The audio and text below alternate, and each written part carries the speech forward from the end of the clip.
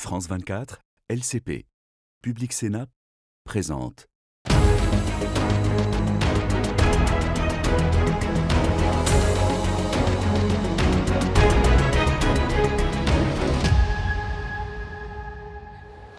Bienvenue au Parlement européen à Bruxelles. À quelques jours de Noël, combien de petits colis ont été livrés à votre domicile en provenance de la Chine ou d'ailleurs ? Trop, répond l'Union européenne, 4,6 milliards de colis par an. Or, jusqu'à présent, ceux d'une valeur de moins de 150 € étaient totalement exonérés de droits de douane, ouvrant ainsi grand notre marché à la déferlante des plateformes chinoises du commerce à bas coût, les Chine, les Temu et autres Alibaba. Mais les choses sont en train de changer. Plusieurs États membres sont en train d'adopter des mesures de rétorsion comme la Belgique, les Pays-Bas, le Luxembourg ou encore la France qui veut imposer une taxe de quelques euros par paquet. À ces taxes nationales viendra bientôt s'ajouter une taxe européenne de 3 € à compter de juillet 2026. Des pays qui favorisent un prélèvement fixe, estimant que la Chine triche souvent sur le montant déclaré des contenus. En tout cas, plus largement, c'est la question des normes européennes et de la sécurité qui est posée. À la découverte de la vente de poupées à caractère pédopornographique par Chine et d'armes en France a servi de détonateur. Les géants chinois du e-commerce sont désormais dans le viseur de la Commission. Alors, faut-il les suspendre? Nous poserons la question à nos deux invités aujourd'hui. Dirk Gottink, bonjour, vous êtes néerlandais, vous siégez au PPE, ici à la droite du Parlement européen. Donc vous êtes aussi rapporteur pour la réforme du Code des douanes dans l'Union, qui nous concerne puisqu'elle touche également cette taxation des petits colis. Puis alors François Calfon en face de Bonjour. vous. Eurodéputé français, bonjour, du groupe des socialistes et démocrates. Vous avez co-signé début novembre une tribune demandant à suspendre l'accès de Chine au marché européen. D'ailleurs, pour éclairer nos téléspectateurs sur l'ampleur du flux, je vous propose de regarder quelques chiffres, les chiffres clés des petits colis. 12 millions par jour dans l'Union européenne, à 91% en provenance de la Chine, et ce, sans aucun droit de douane. Comment on en est arrivé là ? Écoutez, c'est très simple. Depuis 2022, c'est-à-dire au lendemain du Covid, la République populaire de Chine, les plateformes ne sont qu'un instrument.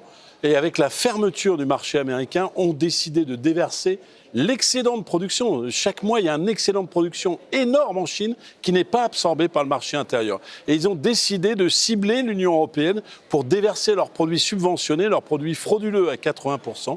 Et c'est ce qu'ils font. Depuis 2022, l'augmentation de l'exportation de ces produits frauduleux a augmenté de 353% dans l'Union européenne. Et dans votre présentation liminaire, moi je veux être concret. Je suis allé avec les douanes à Roissy vendredi dernier faire un contrôle sur pièces. Eh bien, dans les colis que nous avons ouverts, première fraude, les montants déclarés ne correspondent jamais, je dis bien jamais, 10 fois sur 10 aux montants que nous avons au sein des valises. Et quand nous ouvrons les colis, qu'est-ce que nous trouvons? De la contrefaçon, des produits dangereux. Vous savez même ce qu'on a trouvé? On va revenir sur tous ces aspects. Mais sur Donc, le fond... j'en termine sur un point. Ça n'est pas des fraudes simplement sur une poupée pédopornographique.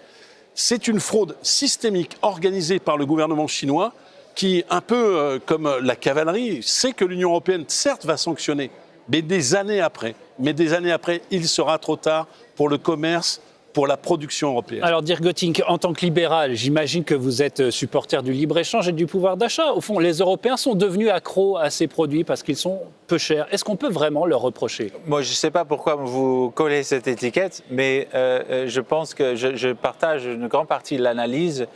Mais pas que le gouvernement chinois a fait créer une stratégie visant l'Europe. Je pense que les joueurs économiques ont vu une opportunité parce que l'Europe n'a pas de contrôle à la frontière. On a un marché très, très, très grand et en plus, ils produisent déjà presque tout dans le monde. Moi, je suis un défenseur du bon commerce. Mais ce qu'on a permis est aussi... Malheureusement, grâce à la législation DSA, qui en fait donne une responsabilité très limitée aux plateformes, on est devenu le dumping ground, le magasin du dumping du monde. Alors vous dites la législation donc sur les services digitaux, les services numériques, soyons précis. Alors c'est vrai que en attendant, ce qui se passe, c'est que plusieurs États sont en train de légiférer. La Roumanie, par exemple, prélève d'ores et déjà 5 € sur chaque paquet, tandis que le Benelux a opté pour 2 €. La France réfléchit à une redevance entre 2 et 5 € pour ces petits colis. Des initiatives individuelles, vous dites nécessaires, suffisantes ? Alors déjà, il faut comprendre que dans l'état des finances publiques français, qui n'est pas vraiment glorieux, il y a moins 4 milliards sur la TVA cette année. Donc on parle bien d'une attaque systémique et qui est due en grande partie au e-commerce. Je me prononce très directement, je vous réponds très directement.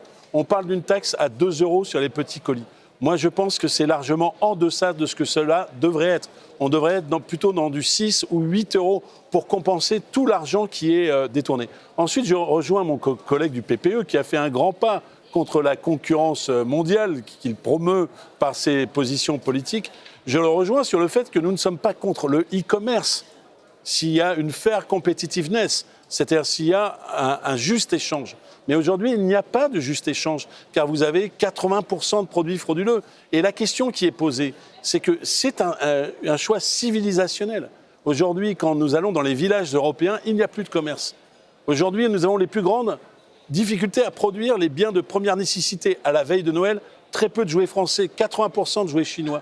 Est-ce que nous acceptons que ces 80% de jouets chinois représentent un danger immédiat pour nos propres enfants ? Et pourquoi alors la Poste française a une coopération officielle avec Temu, je crois ?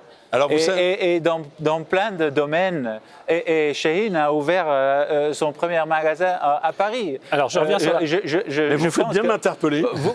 Vous avez bien un peu d'influence en France toujours. Écoutez, pourquoi vous agissez pas contre ça ? Mon cher collègue, j'ai rencontré, je vous fais une confidence parce qu'on est entre nous, personne ne nous regarde. J'ai rencontré la patronne de la Poste et je lui ai dit les yeux dans les yeux, comme nous nous regardons à l'instant.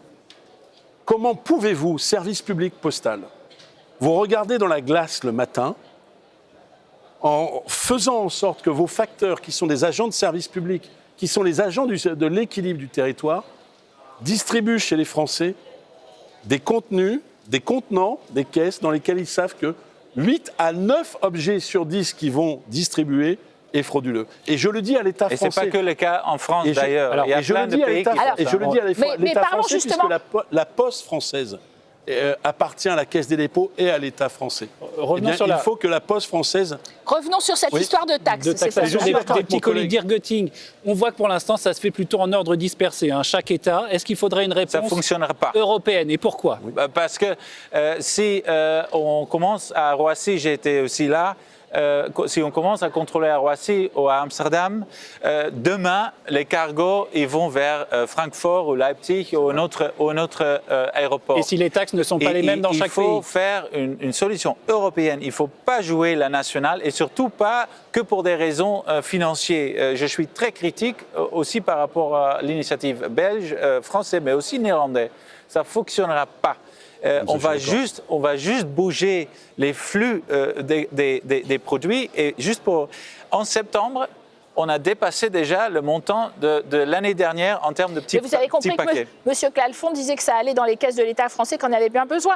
Là, si on fait une taxe européenne, ça ira dans les caisses de la Commission européenne ? Ça ira dans le budget européen. Alors non, mais pour répondre, parce que je pense qu'il y a une complémentarité. Pourquoi on a pris des mesures conservatoires en France ? Parce que la Commission se hâte trop lentement. Au titre du DSA, il y a 2 enquêtes ouvertes contre Temu et AliExpress. Il y a une phase d'investigation contre Chine.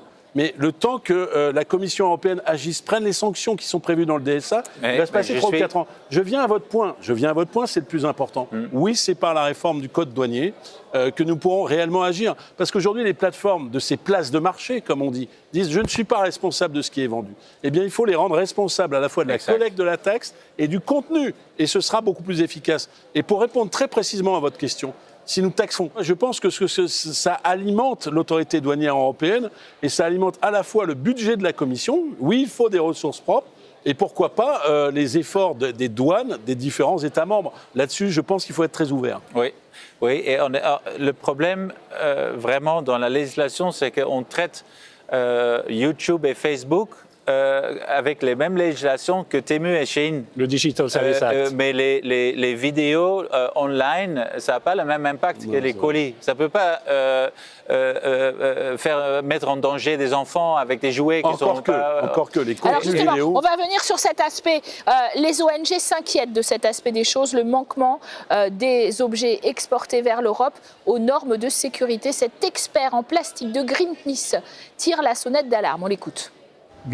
Nous avons commandé 56 produits Shein dans 8 pays à travers le monde et les avons fait analyser par un laboratoire indépendant afin de détecter la présence de substances chimiques dangereuses. Les résultats sont alarmants car un tiers de ces produits contiennent de telles substances dont la concentration dépasse les limites fixées par la réglementation européenne sur les produits chimiques. Götting, est-ce que c'est vraiment possible de contrôler la conformité de tous ces produits, ces jouets, ces bijoux, ces vêtements? Ils sont globalement dangereux? Mais comme aussi mon collègue a vu à Roissy, ouvrir des paquets, c'est très intensif en termes de travail. On ne peut pas ouvrir tous les colis. Mais ce qu'on peut demander des producteurs, c'est qu'on a des informations sur le contenu et de où c'est produit et de quoi on s'attend. Et après, si on fait un contrôle, qu'on ne doit pas ouvrir tout, mais on peut juste renvoyer après une contrôle, tout le... Est-ce qu'on aura la force morale de renvoyer des choses en Chine effectivement, alors qu'on ne veut pas qu'ils nous mettent des droits de douane, qu'ils nous fassent une guerre commerciale? L'enjeu est très simple. Ils sont en train de nous tuer sur la production automobile, avec des voitures subventionnées, moins 30%, avec une avance prise.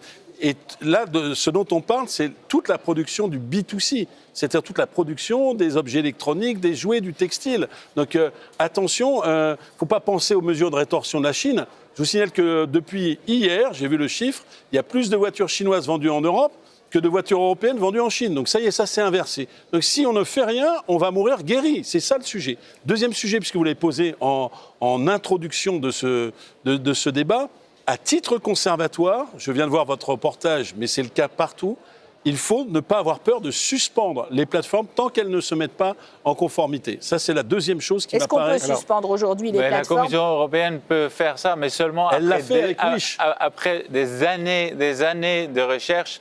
Après, sur le côté de la souveraineté, et nous, on est souverain de nos décisions ici en Europe.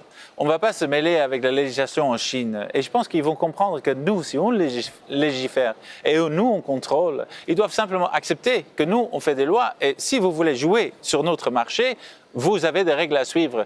Comme nous, on suit les règles chez eux.